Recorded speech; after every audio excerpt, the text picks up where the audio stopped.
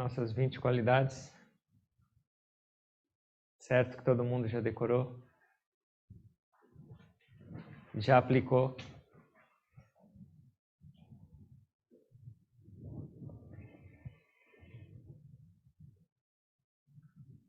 Cada uma delas que a gente vai discutir é uma flor a mais na nossa guirlanda. Que o Gurudev falava, que todo buscador espiritual, toda pessoa que quer ter uma vida harmoniosa e pacífica, deveria usar essa guirlanda com as 20 flores, que são as 20 qualidades.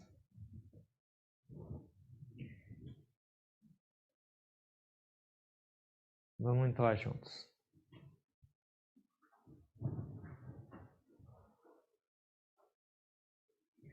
Amanitvam adambitvam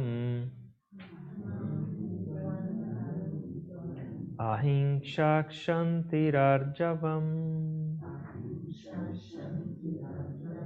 acharyopasanam shaucham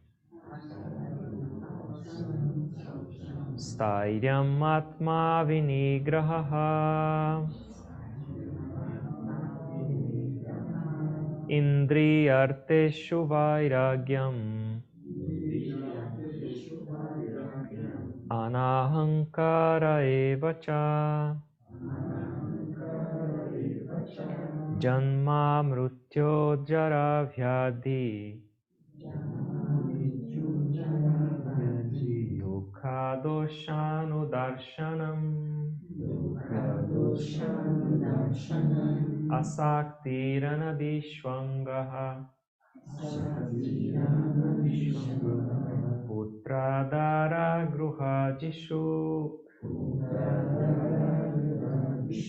nityam cha shamati tattvam ishtanishto papachishu mai chananya yogena bhaktiravya vicharini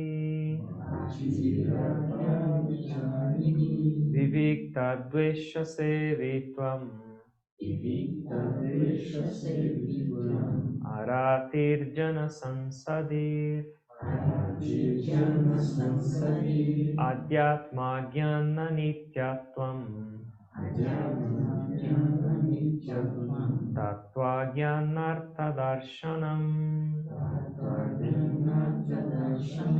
ettat jnanam niti proktam ajnanam yadato nyata.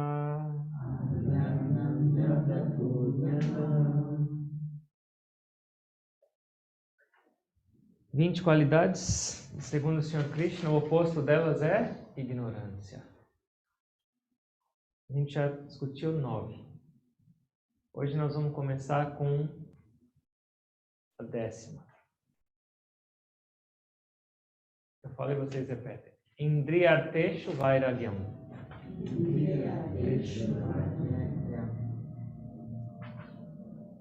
3 palavras. Indriya, Artha e Vairagya. Indriya, alguém sabe o que é? Sentidos.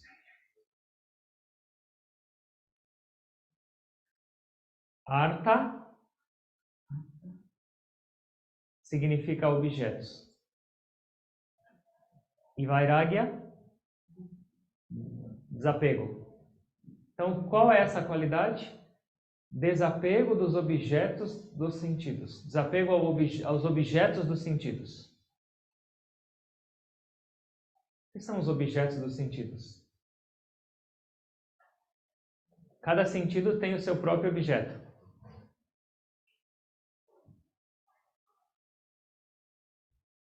Qual o objeto dos olhos?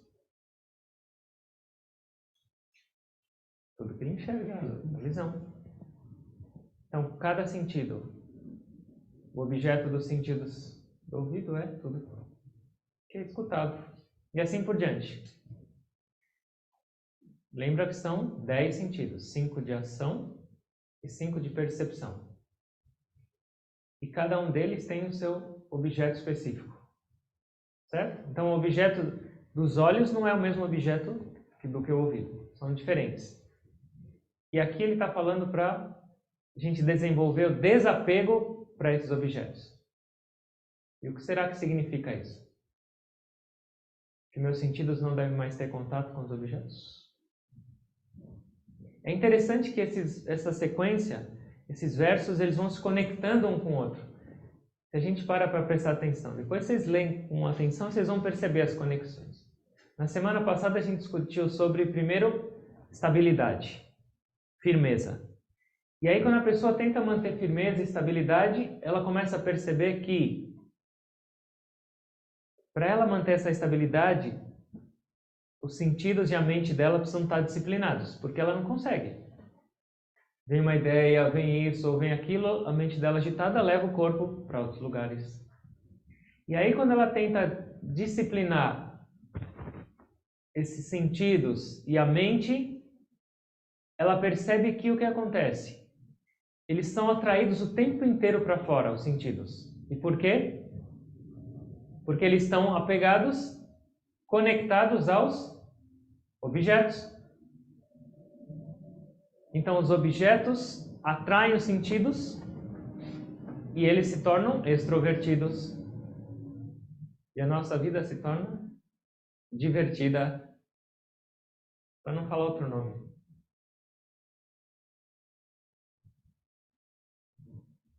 Tem outro nome para objetos. Um é artha e o outro é vishaya.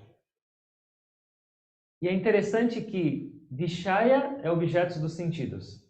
E visha, sem o YA, sabe o que significa? Veneno. Então, tinha um sábio que falava: considere os objetos do sentido como não vishaya, mas visha, veneno. Puxa, que exagero! O mundo é tão belo. Por que será que a gente deveria ter uma atitude dessa? Por que a gente deveria refletir um pouco melhor sobre essa relação dos sentidos com os objetos? Uma vez tinha um sábio, isso aconteceu. Ele era o sábio Vyasa, que a gente celebrou na semana passada, aniversário. E ele tinha um discípulo muito avançado que chamava Jaimini. E aí um dia ele foi ditar um verso para o Jaimini e ele estava anotando. E aí o Vyasa falou assim: os sentidos são tão poderosos que até mesmo os sábios são arrastados se não se cuidarem. E aí quando o Jaimini estava escrevendo, ele pensou: eu não posso ser arrastado. Ele era o discípulo. Isso aí. E aí ele falou assim, ele mudou o verso, ele falou assim: os sentidos são muito fortes, mas não para os sábios. Ele estava pensando nele mesmo. Ele falou: isso não é para mim. E aí depois disso o Vyasa percebeu, claro. E aí ele falou para ele, eles moravam numa cabana na floresta. Ele falou: eu tenho que viajar. Vou ficar alguns dias fora, mas lembra, você tem que cuidar do nosso fogo sagrado. Não deixa ele apagar. Eu não sei quando eu volto. E aí ele saiu, anoiteceu, Jaimini cuidando do fogo e começou a chover muito, torrencialmente. E aí bate alguém na porta, à noite. E aí Jaimini: quem é? Era uma voz de mulher. Eu estava passando aqui, caiu um toró e eu achei essa casa, eu preciso de abrigo, está muito frio. Eu sou um renunciante. Como eu posso trazer uma mulher dentro dessa minha cabana do meu mestre à noite? Não posso, se você quiser ficar aí fora. Não, mas está muito frio, me ajuda. Aí ela sugeriu, falou: por que a gente não faz o seguinte? Deixa eu ficar aí dentro no fogo e você espera aqui fora. E ele falou: puxa, compaixão faz parte do processo, então tá bom. E aí ele foi abrir a porta. Quando ele abriu a porta para ela, o fogo que estava dentro da cabana, ele olhou para ela.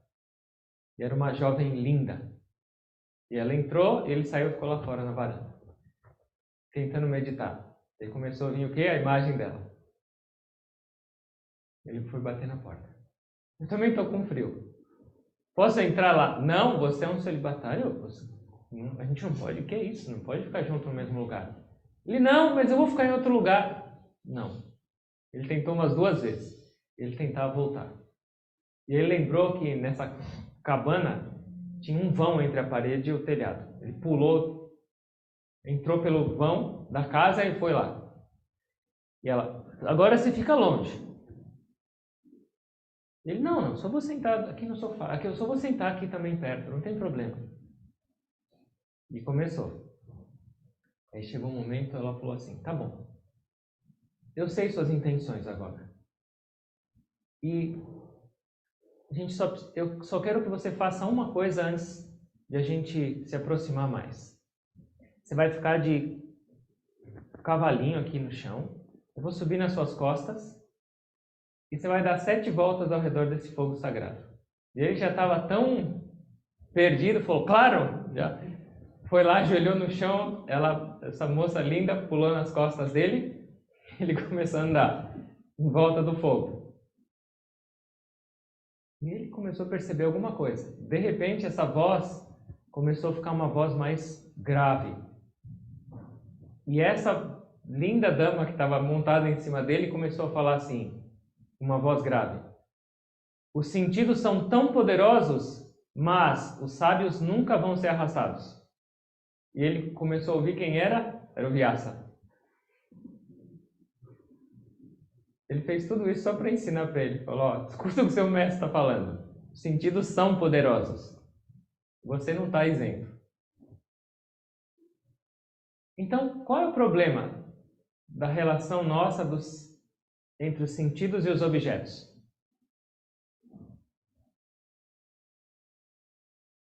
Por que eles fazem mal para a gente, nessa perspectiva?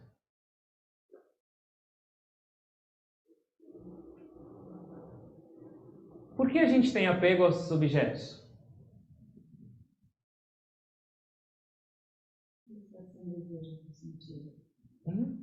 E por quê? Mas qual é a necessidade? Por que os sentidos são ávidos? Quem comanda os sentidos?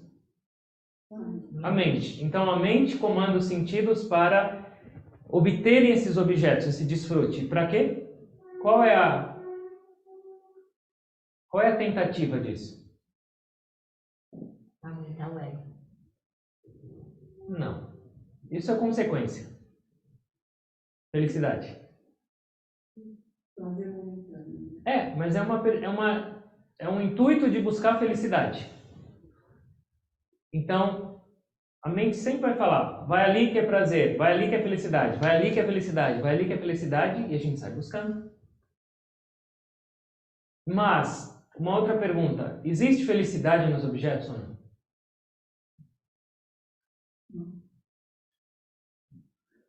Teoricamente não. Teoricamente não. Esse é o enrosco.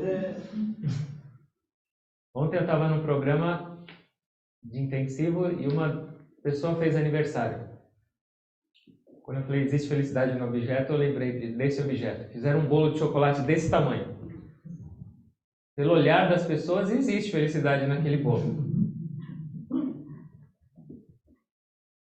Mas não existe. Não existe felicidade no objeto. A sua mente colore aquele objeto. Então ela fala, e ela põe uma cor bonita naquele objeto e fala, esse objeto é prazeroso, essa pessoa é legal, esse lugar é maravilhoso. Então, com essa cor que a mente coloca no objeto, os sentidos ficam babando e vão. Mas será que é verdade que lá está a felicidade? Aquele objeto que a sua mente mandou seus sentidos e você começou a se apegar porque aquilo lá te traz felicidade. Aquilo lá vai ser bom sempre, aquele objeto ou não? Não, de repente a cor muda. Ficou agora uma cor cinzenta. Não gosto mais desse objeto, não gosto mais dessa pessoa, não gosto mais desse lugar, não gosto mais dessa comida. Enjoei. E pensa que a gente faz isso desde que a gente nasce. Então você nasce, você ganha uma chupeta. E aquela chupeta é a razão da sua felicidade. E se alguém tenta tirá-la de você, o que acontece? escândalo. Eu lembro da minha história. Eu também fiz escândalo. Quando tentaram me livrar da chupeta, me convenceram, contaram toda uma história bonitinha, ó, joga, vai. Eu joguei todo feliz, depois 1 minuto, falei, cadê meu objeto? Acabou a minha alegria. Aí larga a chupeta, ganha um brinquedo, passa um tempo, depois de um brinquedo vem um livro, vem um amigo, vem a amada, o amado, e assim vai. Sempre a gente se apega a um objeto, entende que lá está a sua felicidade e de repente a felicidade some e não está mais. Então, o que significa desapego aos objetos dos sentidos? O que pode significar? Não se deixar escravizar por eles, né? Não se deixar escravizar. Ter controle sobre isso. Outra coisa, ter consciência disso. Ter consciência de que, tudo bem, os sentidos têm que ter contato com os objetos, mas não é lá a fonte da minha felicidade.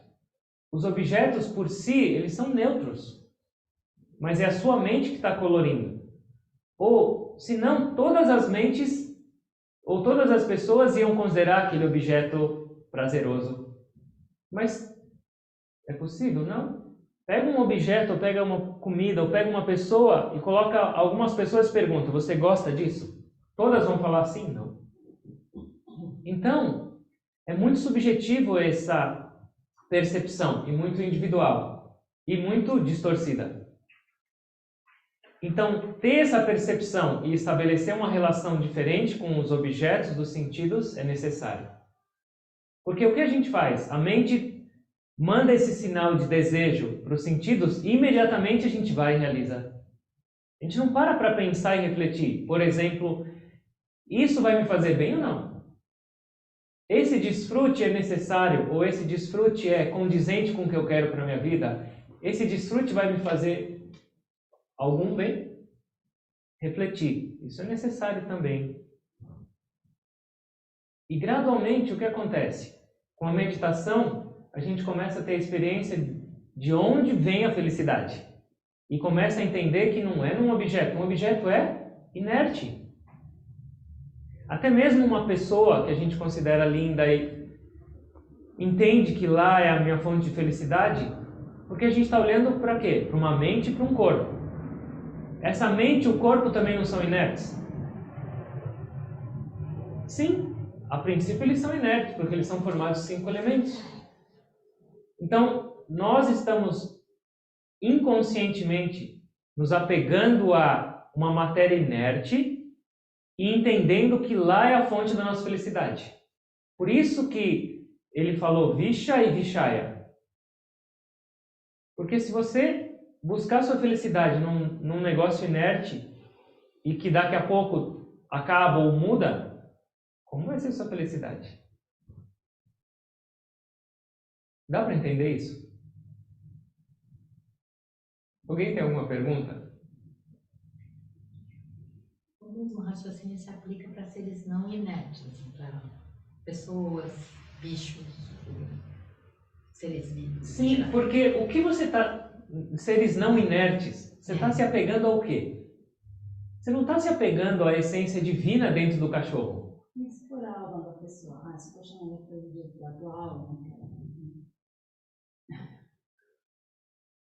Lá no fundo, o que você está buscando é alma. Mas quando você fala, eu estou apaixonada por essa pessoa, por esse animal, você não está apaixonada pela alma. Você está apaixonada pelo corpo e pela mente.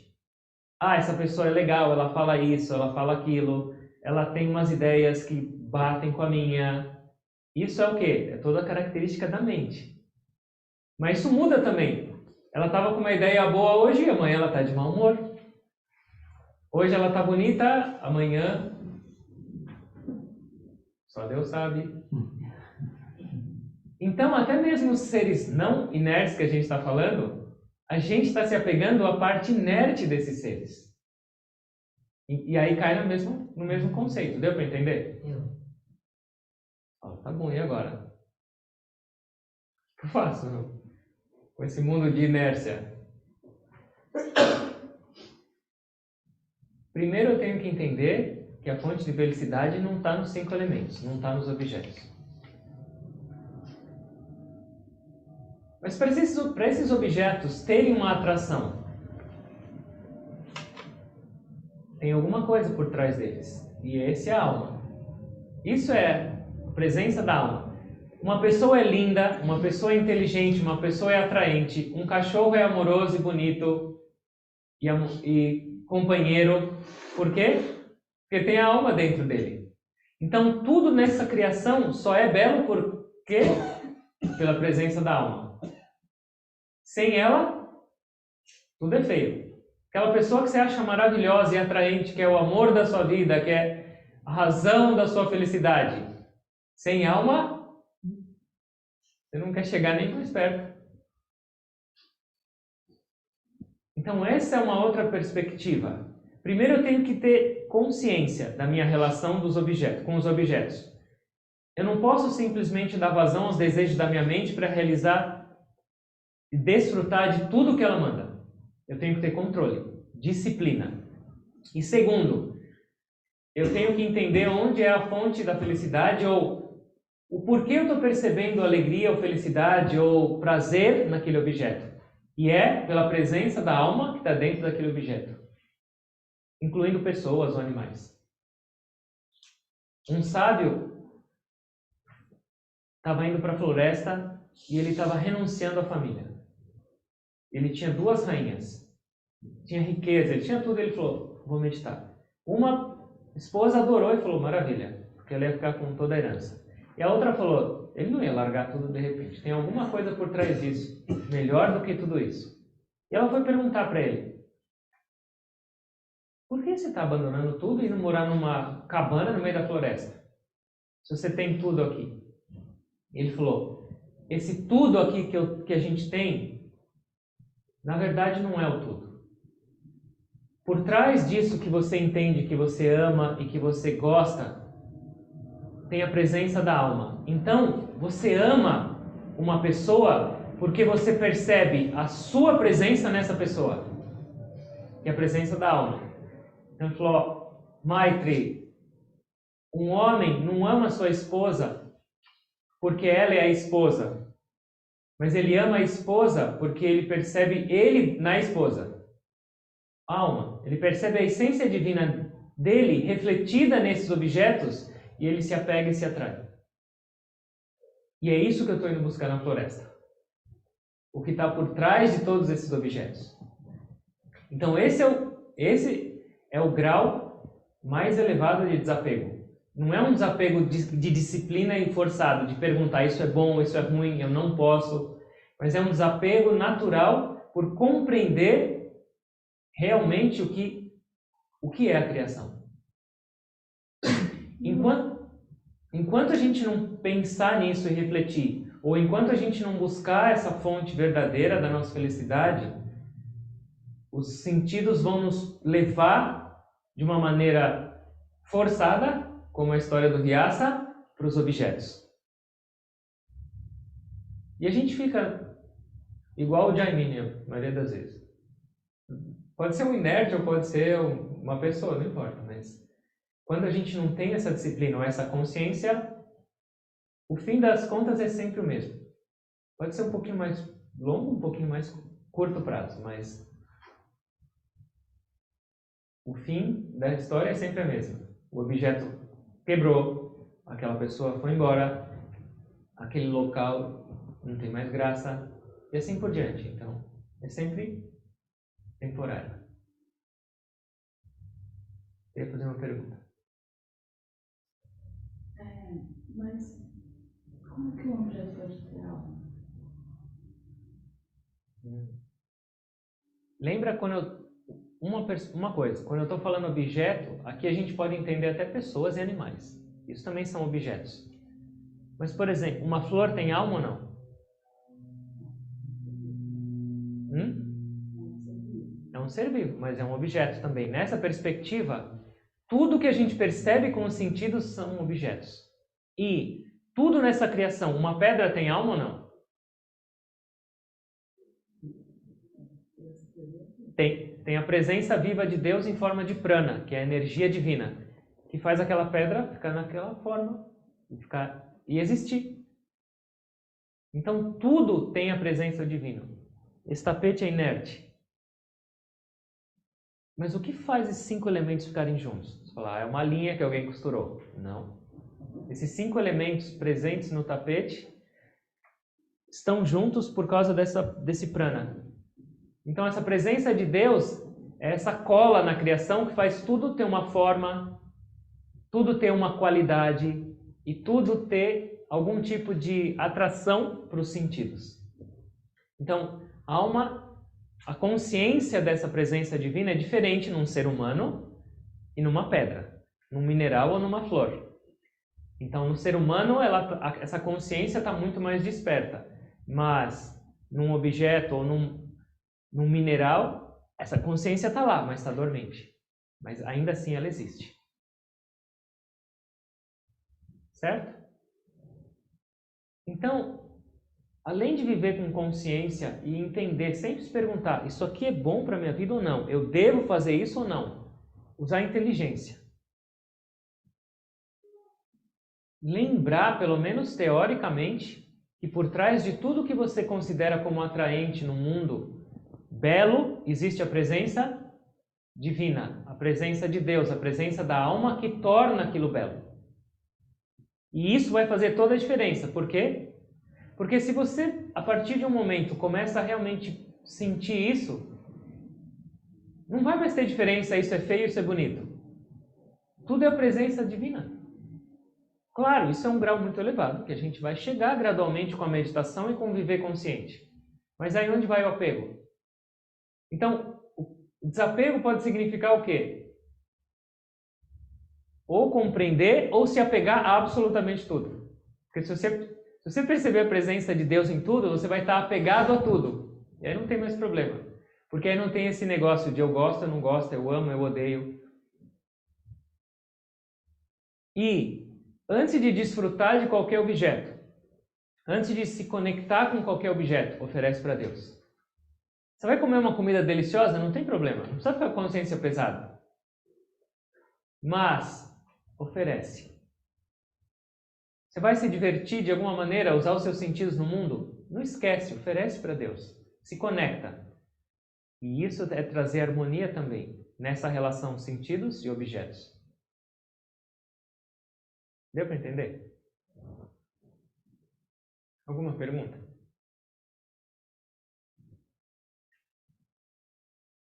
Uma dúvida, por exemplo, com relação aos mestres, esses objetos que são também devocionais, eles já teriam então a alma, teriam a divindade, porque está fazendo não chega no apego, mas é uma devoção aos objetos.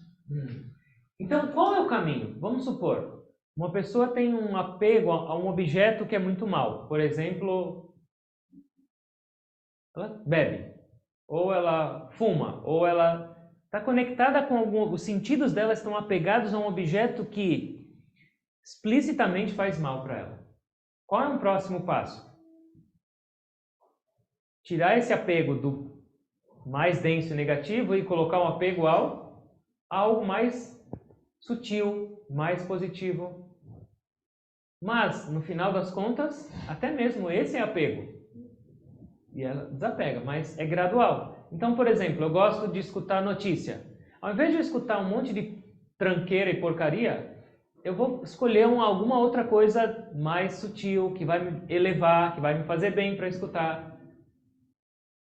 E gradualmente, com minha expansão de consciência, com o meu crescimento, com a minha compreensão melhor da vida, eu também me desapego até disso que eu considerava bom. Por exemplo, uma pessoa tem a mente muito agitada e ela gosta de escutar algum mantra ou acender um incenso antes de meditar. Ou ela se sente bem com aquilo. Isso é bom. Mas na hora de meditar, se ela estiver escutando um mantra e ela estiver percebendo o incenso, isso é uma distração. Então, gradualmente, a gente vai mudando de nível. Deu para entender?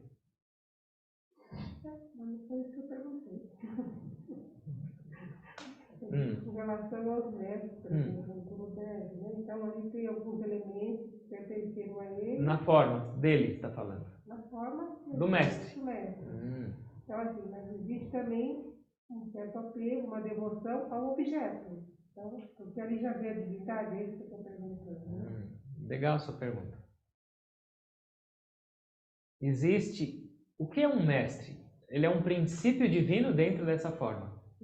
Então, claro que inicialmente as pessoas se identificam com a forma e se apegam. Mas isso também é um enrosco. Porque o que acontece? Essa forma, mesmo sendo a forma de um mestre, de um ser divino, vem e vai. É perecível. Então, por que será que o nosso mestre agora vai tanto para a reclusão? Por que será que o nosso mestre não fica tão próximo o tempo inteiro?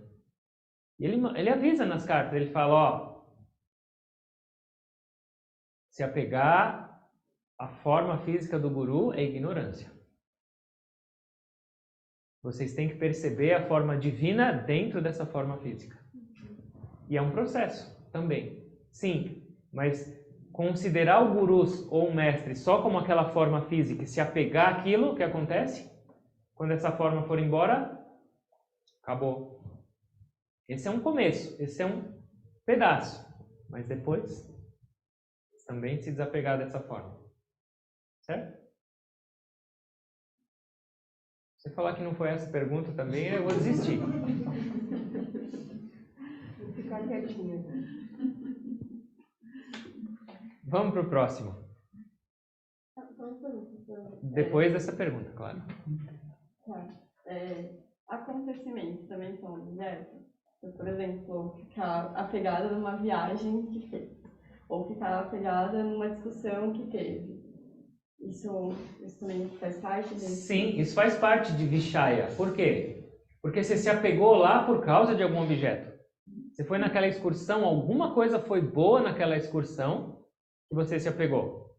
Alguma pessoa, algum lugar lindo, alguma comida, alguma música que tocou, alguma coisa te tocou lá e fez você se sentir apegada. E trouxe sentimentos, mas teve algo que é algum objeto que te atraiu. Os mestres, Adi Shankara dá um exemplo de que como os sentidos são poderosos e podem levar à destruição. Então ele dá o exemplo, por exemplo, de um elefante. Os caçadores de elefante, eles colocam uma elefante fêmea, que eu não lembro agora o feminino disso. Elefoa. Parece meio estranho, então. E eles amarram ela e ela começa a fazer barulho. E eles fazem um buraco.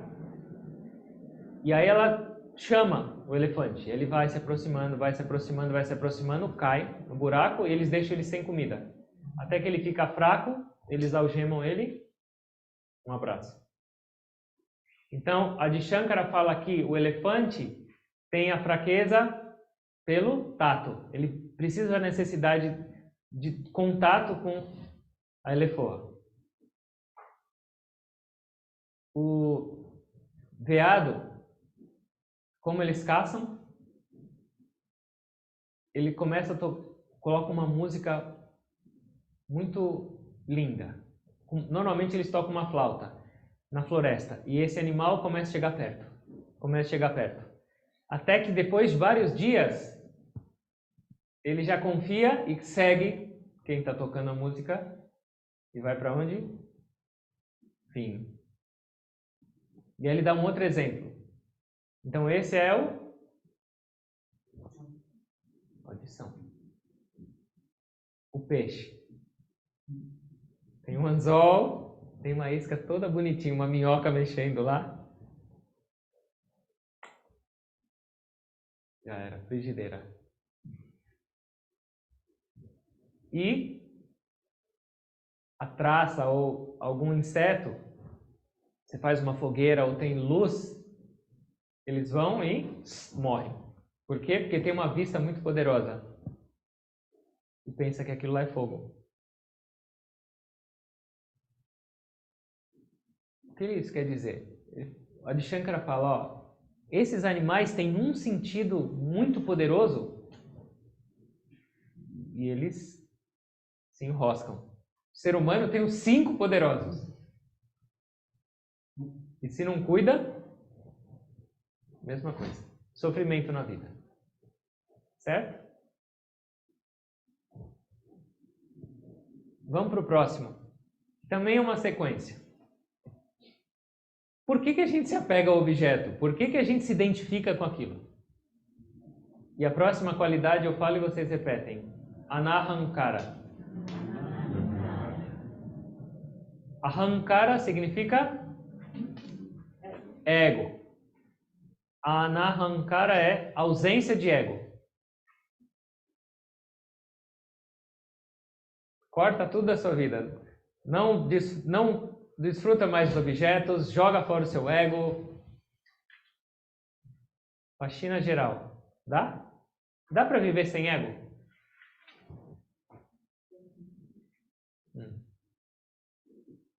O que faz o ego nas nossas vidas?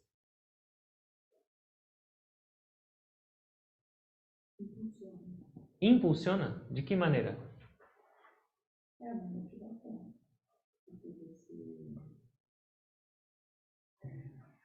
Quer fazer as coisas por conta do ego.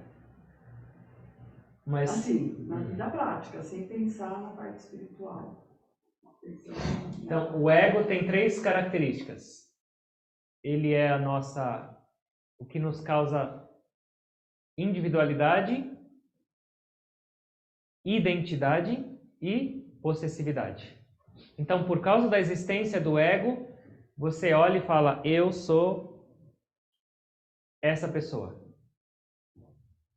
E diferente dessas pessoas. E eu tenho um nome, eu tenho um gênero, eu tenho uma cor, eu tenho uma idade, eu tenho um peso, eu tenho... Essa é a identidade. Essa profissão. E com esses dois, com a identidade e a individualidade, eu adquiro as posses, possessividades.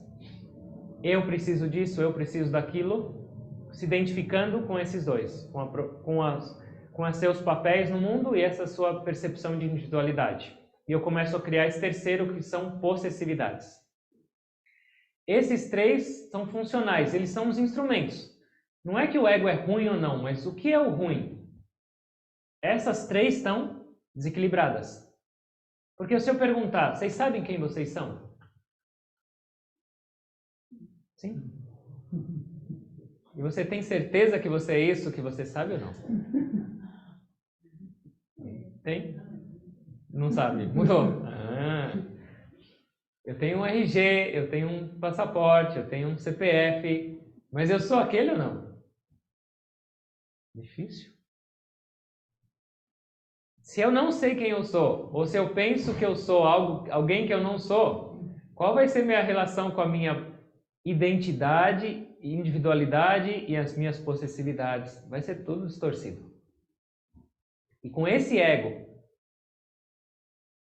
desequilibrado, com suas funções, eu vivo no mundo. E aí, o que é criado com isso? Complexos de superioridade. Porque se eu sou alguém inteligente, ou se eu sou alguém bonito, eu sou melhor que esse, melhor que aquele. Aí vem a arrogância. Se eu tenho possessividade, eu tenho medo de perder. Apego. Posso ter complexo de inferioridade, porque na minha identidade agora eu me considero pior do que esse ou do que aquele. Isso é ego também. Então a nossa vida com o ego desregulado se torna miserável. Sempre competindo, sempre comparando.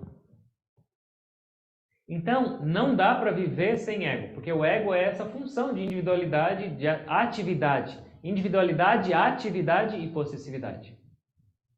Mas ele precisa ser equilibrado.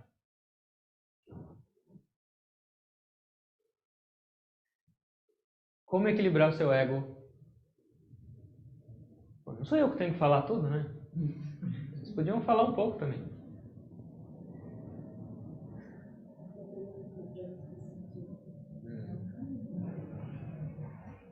um caminho,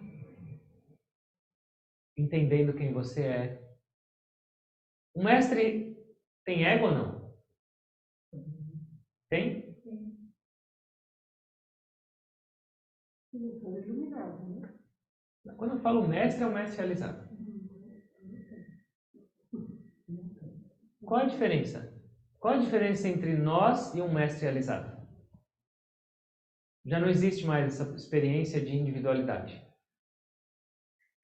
A individualidade, a percepção de individualidade dele se fundiu agora com a unidade, com o divino. Ele tem um corpo? Tem. Ele tem funções, atividades? Tem. Mas o que acontece? Ele não tem mais nenhuma identificação com aquilo. Ele fala, ele come, ele dorme, ele usa roupa, ele tem coisas. Só que aquilo lá já não é mais ele. Essa é a diferença. Enquanto existe o ego, eu vou pensar, eu faço, eu sou, eu tenho. Mas quando isso se expande, já não é mais isso. Ele pode até falar, eu disse, mas já não tem mais a experiência dessa individualidade. Deu para entender? Pensem numa cigarra, ela está na árvore, e ela começa a gritar, uma hora ela morre. Mas vocês já viram isso ou não? Depois disso você vai na árvore, já viram uma cigarra depois que ela morreu ou não? Como ela fica? Ela fica igualzinha, a casca dela, a pata, ela está lá na árvore. Esse é um mestre realizado sem ego. Só está a casca da cigarra. Nós que temos o ego, a gente está gritando ainda. Eu faço, eu sou, eu tenho. É igual a cigarra. Mas quando essa parte gritante chamada ego crescer e amadurecer, a gente vai ficar aquela cigarra na árvore quietinha. Não é para assustar também, eu vou morrer. Então lembra, o ego é um instrumento, ele precisa ser regulado, equilibrado. Essas funções precisam ser harmonizadas nas nossas vidas. E aí o nosso mestre fala de algumas coisas que a gente deveria refletir para trabalhar esse ego. E uma coisa que a gente deveria sempre prestar atenção: nunca pense que você é superior ou melhor do que alguém. Eu sei que essas coisas que eu falo não são fáceis. Pensa nas nossas vidas. O tempo inteiro essa mente miserável, esse ego está comparando. Eu sou mais inteligente, eu sou mais bonito, eu sou mais laranja. E assim por diante. Nunca pense, porque isso é pura ignorância. Você está comparando 5 elementos com 5 elementos. Outra coisa. Sempre lembra que essa sua existência aqui é temporária e a qualquer momento a gente pode partir. Ou seja, não fica tão vaidoso com suas características, não fica tão vaidoso com o que você possui, não fica tão orgulhoso dessas coisas, porque a qualquer instante você pode ser chamado. E quando você for chamado, o que você leva com você? Suas posses vão? Nós nascemos chegamos de mãos vazias e a gente tem que ir embora de mesma coisa, mãos vazias. Aproveita, desfruta, mas lembra disso. Não se apega tanto. E esse corpo vai com a gente ou não? Não? Esse corpo tão lindo que a gente ama tanto, que a gente considera a maioria das vezes como sendo nós mesmos. Se nem esse corpo que é tão próximo da gente, tão querido vai, até ele a gente vai ter que abandonar. Imagina todas as nossas outras coisas. Todos aqueles seus milhões de dólares na Suíça. Vai? Não. Nem uma moedinha vai com você. Nem aquele seu armário cheio de roupa. Nada. Lembrar disso é um grande choque no seu ego. Porque o ego está conectado com todas essas coisas.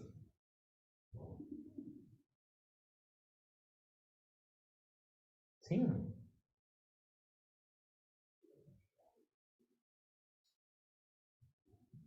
Outra coisa que ele fala. Sempre presta atenção nos seus pontos fracos. Mas não para se colocar para baixo. A palavra que ele falou é indignidades. Nos seus defeitos, nos seus pensamentos negativos, naquelas coisas que você sabe que não são positivas ou algo destacado na sua vida. Porque o que acontece normalmente por causa do nosso ego?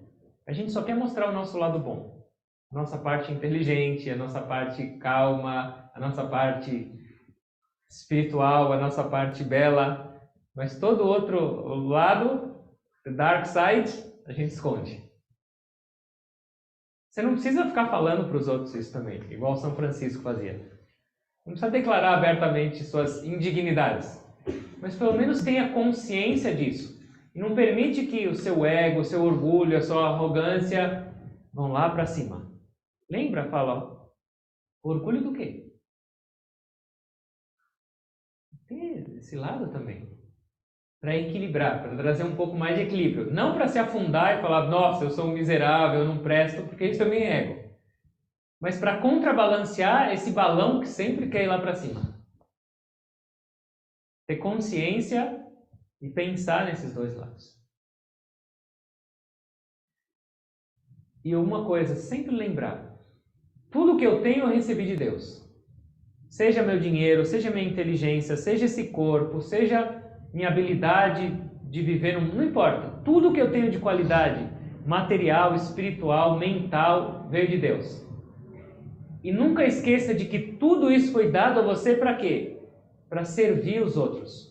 Para fazer bem para a criação e para a humanidade. Não para ter orgulho disso tudo. Não para se apegar a isso tudo, mas para servir. Para compartilhar. O Guruji fala que se a gente refletisse nesses pontos, a nossa relação com o ego já ia mudar muito. Pelo menos lembrar disso. Certo? Alguma pergunta? Tem um lado bom do ego?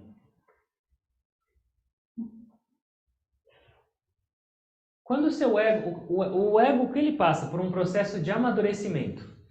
Então esse ego que tem arrogância, esse ego que tem orgulho, esse ego que tem possessividades, esse ego que compara e compete, ele é muito nocivo. E como a gente não pode se libertar do ego, então o que acontece? Ao invés de falar eu sou inteligente, eu sou rico, eu vou falar agora eu sou um instrumento de Deus. Eu sou alguém que vai servir os outros. Então esse eu sou vai existir. Mas aí a sua relação vai ser diferente. Vai mudar as suas atividades. Vai mudar a sua perspectiva. Então, de um ego nocivo e completamente egoísta e individual, é um ego agora que está buscando expandir. Então, o ego começa a amadurecer. Então, entre esse ego mais baixo, mais denso e mais nocivo e uma experiência de não ego, uma experiência de união com o divino, tem esse caminhar todo, que é o amadurecer do ego. Então, ao invés de só pensar em mim, eu vou olhar para os outros e vou servir os outros. O ego está ainda aí, mas ele já está diferente, ele já está mais maduro e fazendo bem. Ainda talvez eu vou ter orgulho, eu ajudei alguém, mas já tem o seu lado positivo dentro disso. Entendeu, Lívia Mari? Então a gente tem que ir amadurecendo o nosso ego. Gradualmente. Não dá para brigar e falar, não tenho mais. Porque isso também é ego. Amadurecendo.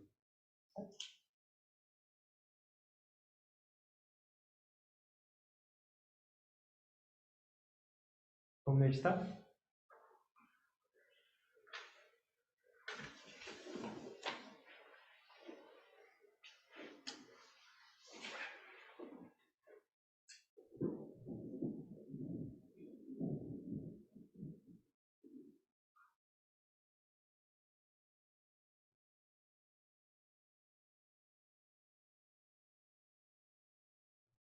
Se possível, mantenha sua coluna ereta. Observa sua respiração.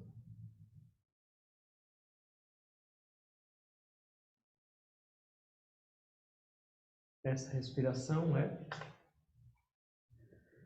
a manifestação da alma em você, pela presença do divino nessa individualidade. Você respira, você vive, você pensa, você faz e desfruta.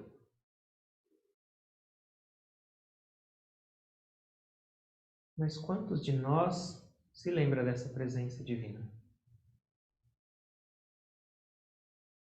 A maior parte do tempo, nós somos conduzidos por esses cavalos arredios chamados sentidos, comandados por uma mente cheia de desejos, cheia de gostos e aversões. E qual é o resultado? A gente sofre. A gente se frustra, a gente se apega e se afasta da realidade. Deus criou os sentidos e os objetos dos sentidos, não para nossa destruição, mas para nossa realização. Tudo depende de como a gente se relaciona com isso.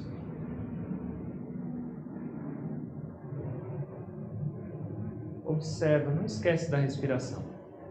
Vida espiritual não é abandonar os objetos, nem deixar de utilizar os sentidos, mas viver com inteligência. E especialmente, trazer Deus mais para a sua vida. Em todos os momentos.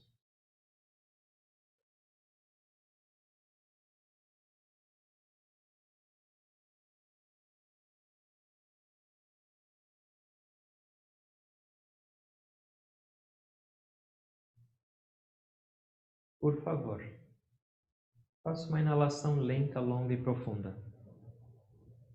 Segure, incline o seu corpo para frente o quanto puder. Exale. Respiração normal, consciente.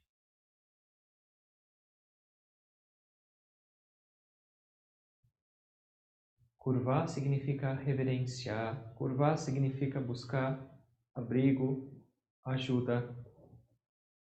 Mas curvar significa dobrar o seu ego. Uma pessoa arrogante, ela não se curva. Ela é rígida.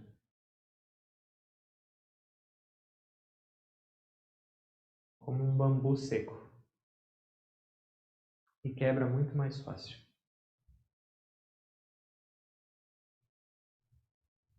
Precisamos de flexibilidade, humildade, tolerância nas nossas vidas. Oh Deus,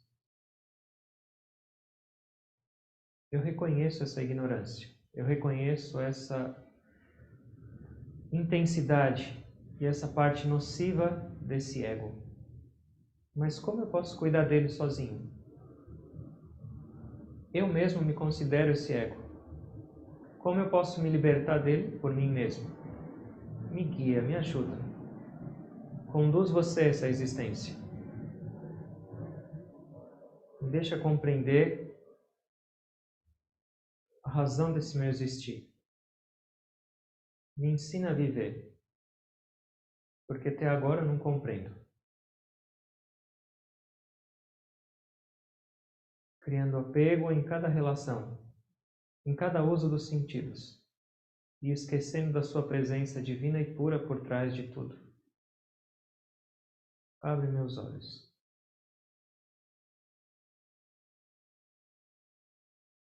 Inale, lenta, longa e profundamente. Segura.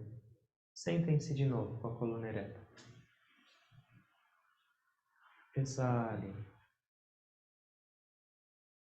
Respiração normal, consciente, não esquece.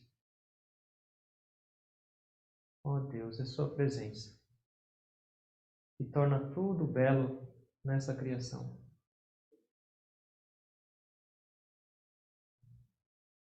Eu não vou te esquecer.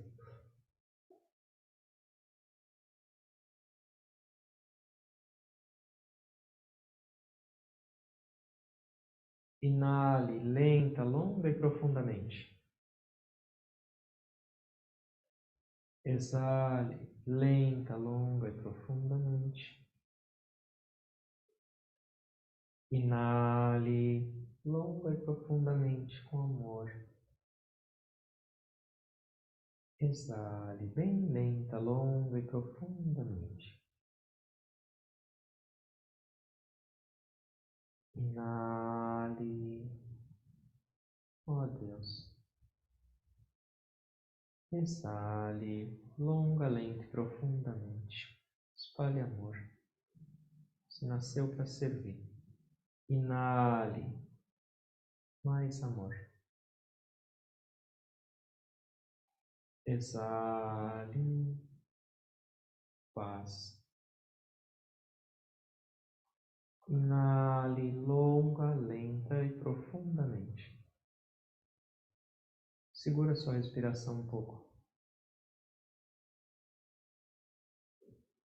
Exale. Respiração normal. Conscientes dela.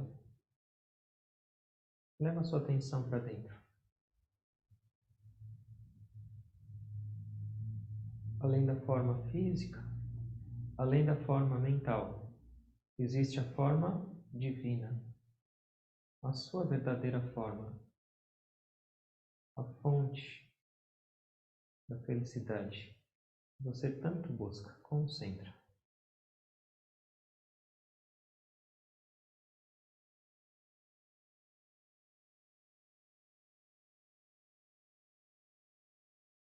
Medita.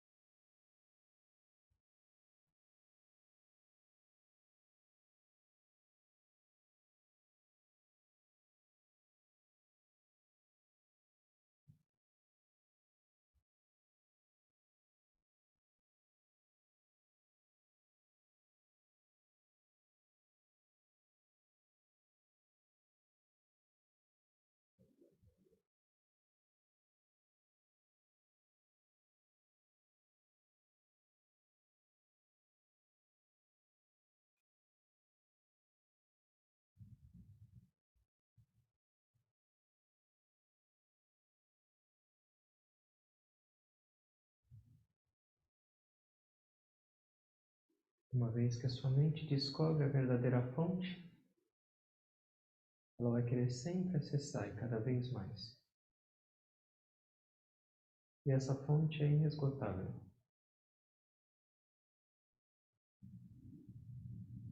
E é para lá que a gente deveria dirigir nossos esforços. E a partir desse acesso, viver com perfeição, viver com eficiência, fazendo tudo o que a gente tem que fazer nesse mundo, todos os nossos deveres, todas as nossas funções, mas sem perder essa conexão. Esse é o segredo, esse é o nosso desafio. A gente tem tudo nas mãos. Que esses momentos possam trazer mais reflexão para a gente, que essas reflexões possam trazer aplicação prática no nosso dia a dia. E que essa prática traga a experiência.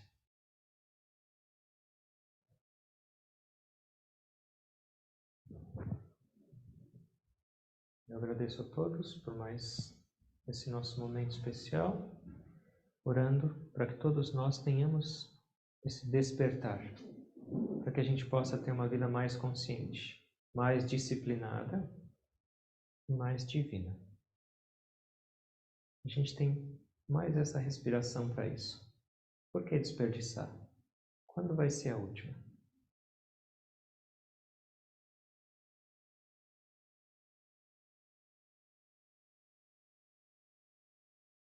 Tentando perceber a presença divina por trás desses nomes e formas, eu me curvo a todos vocês.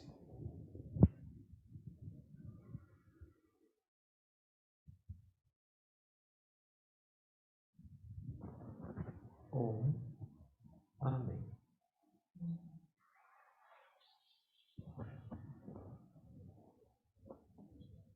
Obrigado a todos. Boa semana para todos nós.